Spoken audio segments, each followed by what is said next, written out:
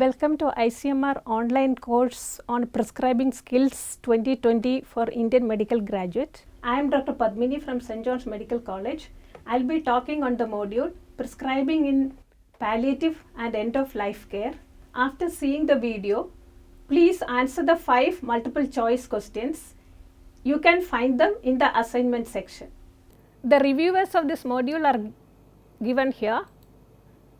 Moving on to the learning objectives, at the end of this module, the Indian medical graduate shall be able to prescribe rationally and at times in anticipation for the common symptoms of a patient in palliative and end of life care, explain with empathy to the patient and caregivers the rationale for the use of prescribed medications, their route, adverse effects and expected benefits, counsel the family members regarding the possible disease outcome, treatment plan and its role, appreciate the need to support the family members and caregivers, states the ways to support the family members and caregivers, and finally refer the patient to a hospice or NGO if necessary. Now, the outline of this module is given here. It includes the need for palliative and end of life care, what are the common symptoms in palliative and end of life care, 2 case studies, treatment options, prescriptions with rationale, counseling of the patient and support to the caregivers, refer to hospice and NGO, do's and don'ts, and finally some take home message. Now, what is palliative and end of life care, or what are the differences between curative care, palliative care and end of life care? Curative care deals with the cure of a disease and its complications and also how to overcome its complications. But palliative care is a holistic approach which optimizes the quality of life and helps with relief of suffering in life-threatening diseases. It could be cancer or non-malignant diseases like chronic heart failure, chronic lung disease, HIV/AIDS, dementia, neurodegenerative diseases. But what is end of life care? End of life care is a part of palliative care, the patient to spend the last days with minimum discomfort. Epidemiological data state that palliative care is needed by 20 million patients per year worldwide, and adults in need of palliative care died most commonly from cardiovascular diseases, followed by cancer, chronic respiratory diseases, HIV/AIDS and diabetes. It was also predicted that by 2040, about 88% of dying patients will need palliative care.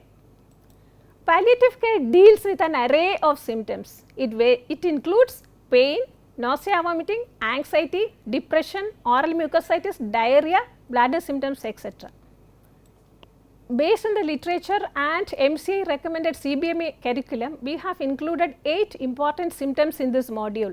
This include nausea, vomiting, insomnia, depression, constipation, pain, dyspnea, delirium and oropharyngeal secretions, which is also called death rattle. Now, moving on to the cases, we have provided 2 cases in this module. The first case is based on the common symptoms in palliative care and the second case focuses on the common symptoms in end of life care.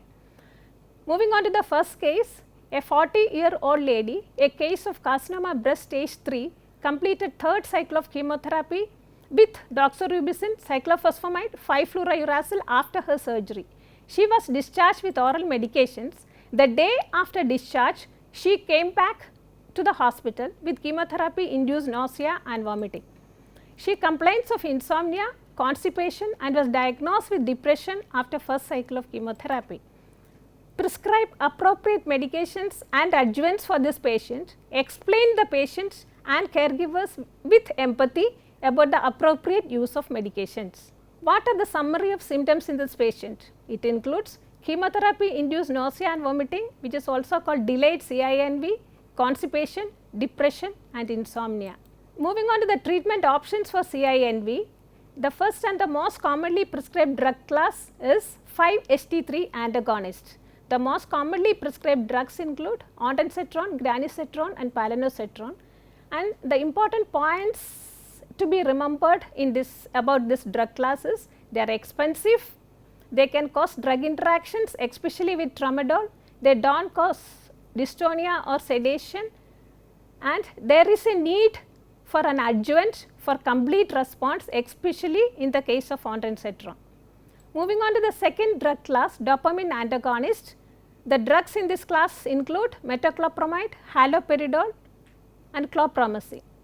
The most important points to be remembered about these drugs are they can cause dystonia and sedation. They have to be avoided in suspected bowel obstruction. The next important drug class is corticosteroid, and dexamethasone is the most commonly prescribed drug, and the points to be remembered include the mechanism of action is their anti-inflammatory action. They are most commonly prescribed as an adjuvant for CINV. Moving on to the next class, benzodiazepines. The drugs include lorazepam and diazepam. Usually they are prescribed as an adjuvant for CINV, and the mechanism of action is based on their sedative action. The next most important symptom in this patient is constipation. For this, laxatives are prescribed. The most commonly prescribed drugs include bisacodyl, senna and lactulose, and the points to be remembered that we have to always prescribe a laxative along with an opioid. Moving on to the next symptom, insomnia. Benzodiazepines and non-benzodiazepines can be prescribed. The commonly prescribed benzodiazepines include lorazepam and diazepam.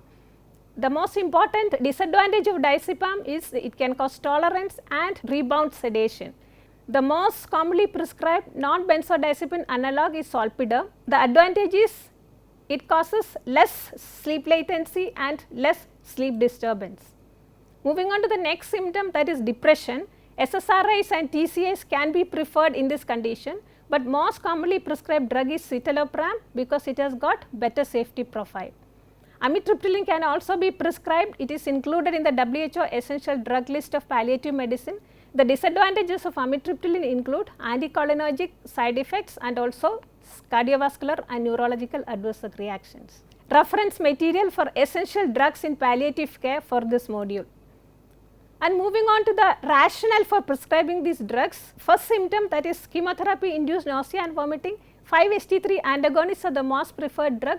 They are suitable for cyclophosphamide doxorubicin containing regimen. Palinositron has longer duration of action, that is T-half around 40 hours, which is more effective in delayed CINV. Adjuvant drugs include dexamethasone, especially it is required along with ondansetron.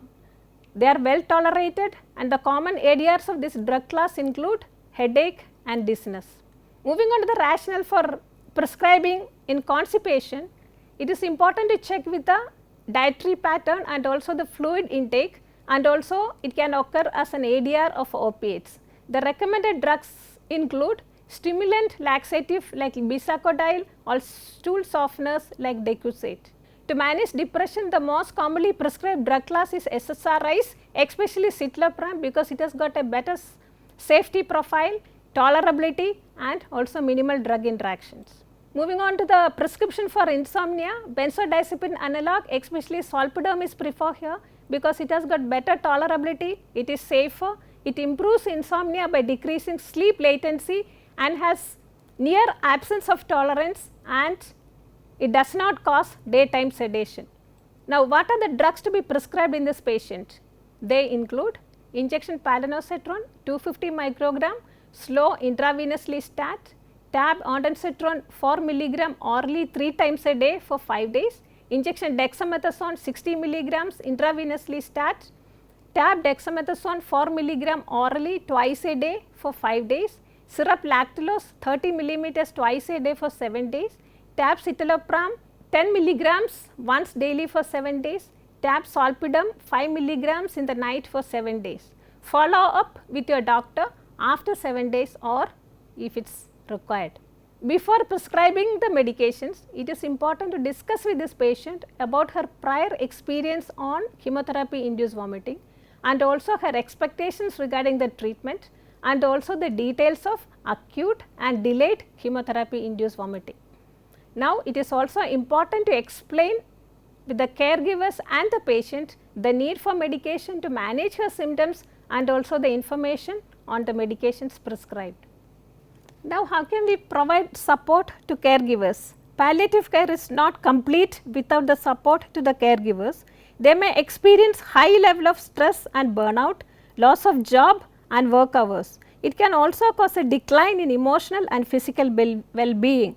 there are various ways to support and empower caregivers. It includes explanation on how the illness can affect now and in future, helping to take informed decisions and also answer their questions, hear their frustrations. Caregiver support group can provide many practical tips to help the patient on his or her daily activities and enhance their confidence. Caregivers who have time constraints to join in-person support group can consider on online support groups. Now moving on to the referral to the hospice or NGO, about 44% of hospice populations are cancer patients worldwide. Some non-governmental organizations provide hospice services in India. These organizations provide both inpatient facility and home care services free of charge. The basis for hospitalization include referral letter from the treating doctor or from the hospital and a complete treatment history of the patient and a biopsy report for cancer patients. Now moving on to the next case, that is symptoms in end of life care. This is a case of 62-year-old patient, a case of end stage prostate cancer with metastasis to liver, lungs and bone, was brought with severe pain and breathlessness since 2 days. The patient is not able to self-report the pain clearly and not able to manage oropharyngeal and respiratory secretions. He has developed noisy breathing pattern as well. Prescribe for this patient for the control of his symptoms to spend his last hours in comfort. Explain to the patient and the caregivers with empathy about the appropriate use of medications. Moving on to the summary of symptoms of this patient, it is end of life care symptoms which include dyspnea, pain, delirium and oropharyngeal secretions, and the treatment includes opiates, anticholinergics and antipsychotics. And what are the treatment options in this patient? Dyspnea is the first symptom. Breathlessness is a common distressing symptom experienced by those with debilitating or chronic disease and those who are terminally ill. Majority of these patients who report breathlessness are not hypoxemic, therefore oxygen may not be beneficial. So, the most commonly prescribed drugs include morphine and fentanyl, and the important points to be remembered include opiates are the drug of choice in this case because they reduce air hunger, and selection of drug depends on the comorbidity, previous exposure and ease of administration. It has to be remembered that opiates should be started with a low dose. Pain is one of the most commonly reported symptoms. About 50% of the patients at the end of life care experience pain. Although it could be physical, psychological or social, it has to be considered as a patient's total pain. Opiates are the medication of choice for treating physical pain in patients at the end of life. Intravenous morphine reach the peak effect after 10 minutes as patients with terminal illness would require immediate opioid therapy. Moving on to the next symptom, delirium. Delirium and agitation are experienced in the last few days and weeks of life. Antipsychotics medications such as haloperidol are very effective. Benzodiazepines should be used with caution for the treatment of agitation and delirium because they can potentially provoke increased symptoms, especially in older patients. Moving on to oropharyngeal secretions. Inability to manage oropharyngeal secretions at the end of life care can cause noisy breathing pattern called as death rattle. Anticholinergic medications such as atropine or glycopyrrolate are often prescribed to manage respiratory secretions in end of life care. Glycopyrrolate has no central effects, does not cross blood-brain barrier, however, it can cause increase in heart rate. Hyoscine is a commonly used medication as it effectively reduces secretions. Moving on to the rationale for prescription, opiates are the medication of choice. It requires immediate opioid therapy. IV opiates are preferred as they can reach peak effect in 10 minutes. And for prescription of dyspnea, again opiates are the drug of choice because at the right dose they do not affect respiratory status. It reduces the sense of air hunger in patients with dyspnea. Moving to the management of delirium, antipsychotics, especially haloperidol, is the drug of choice here. Benzodiazepines should be used with caution in these patients. And for excessive oropharyngeal secretions, anticholinergics are preferred, especially hyoscine. So, moving on to the prescription of this patient, it includes injection morphine 2.5 to 1 milligram intravenously or subcutaneously, injection haloperidol 2 milligram intravenously or subcutaneously, injection hyoscine 10 milligram intravenously or subcutaneously. Moving on to the counseling of this patient, the goal for end of life care in this patient includes control of pain, delirium and breathlessness, and also to help the patient to remain comfortable. Emotional support to the caregivers has to be provided.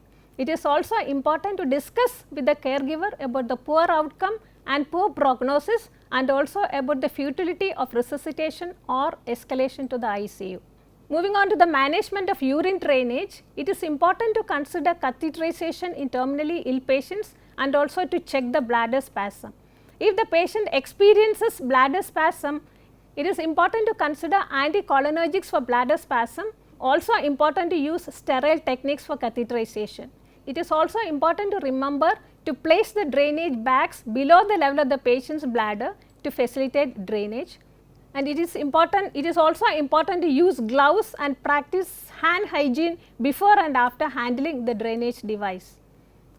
And now moving on to the management and prevention of bed sores, it is important to change the position of the patient regularly and use special mattresses like water bed to relieve pressure. The healthy skin of the patient has to be moisturized frequently, and the bed sores should be cleaned gently with saline and allowed to dry. Foam dressings like hydrocolloid dressings to be used to heal the ulcer, and smelly ulcers to be sprinkled with crushed metronidazole, and prescribe antibiotics only if there is infection. Now, what are the do's and don'ts with prescribing in palliative and end of life care?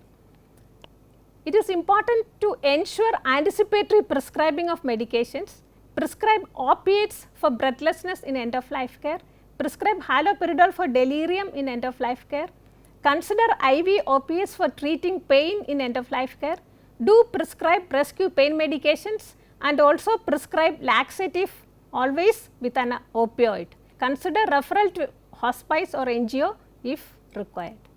Now, what are the don'ts with prescribing in palliative and end of life care? Don't prescribe oxygen for patients who have dyspnea without hypoxia. For example, if a patient has pleural effusion, it is important to tap the pleural fluid. It is not necessary to provide oxygen if he does not have any symptoms of dyspnea.